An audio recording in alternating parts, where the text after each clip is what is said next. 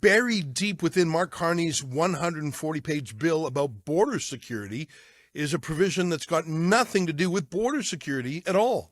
It's a plan to make it illegal to use cash to conduct business over $10,000. Here is the exact text from Section 136 of Bill C-2. Let me read it to you.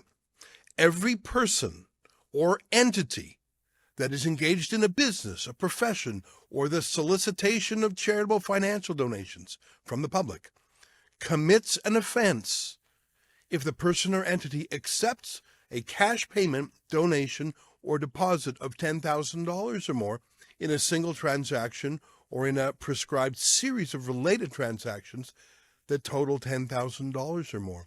I think that's pretty plain English. They just sneaked this into the border bill. You can see it's got nothing to do with borders at all.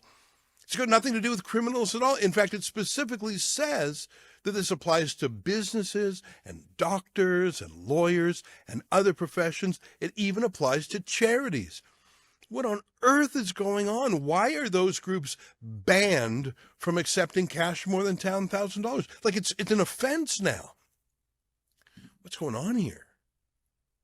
Well, you got to remember that Mark Carney is the former governor of the Bank of Canada and the Bank of England, and for years, those central banks have been looking jealously at Bitcoin and other cryptocurrency because they can't control those.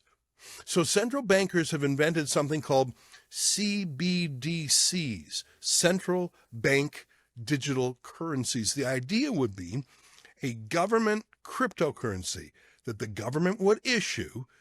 It would let the government track how you spend and receive money. But the real power is what smart money, as they call it, can do.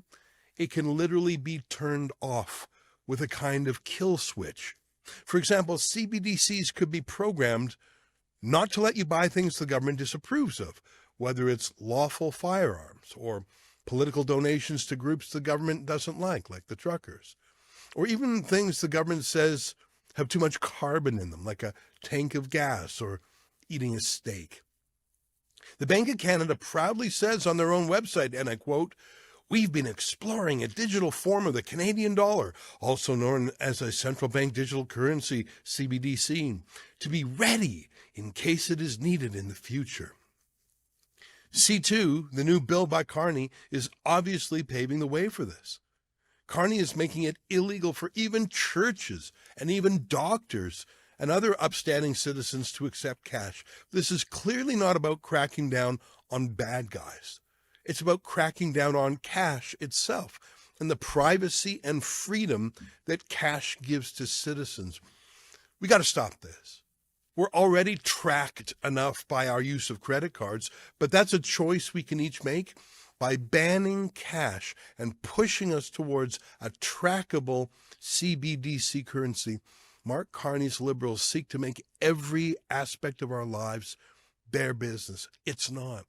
Just think of what they would have done to the trucker convoy, turning off their ability to buy fuel, tracking everyone who gave the truckers even $10. It is a total spy state they're bringing in. Let's stop this madness. Sign our petition at don'tkillcash.com. That's don'tkillcash.com. I tell you, once it's gone, we will never get it back.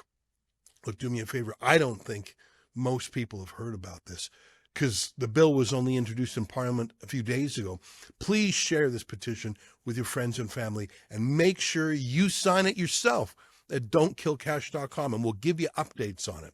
Stop and think of all the times you pay for things during the day, whether it's, I don't know, a drive-through restaurant or a video on the internet. Now imagine if the government could see all of that, or worse, stop any of that, any of those transactions in your life. That's why they want to kill cash. Go to don'tkillcash.com.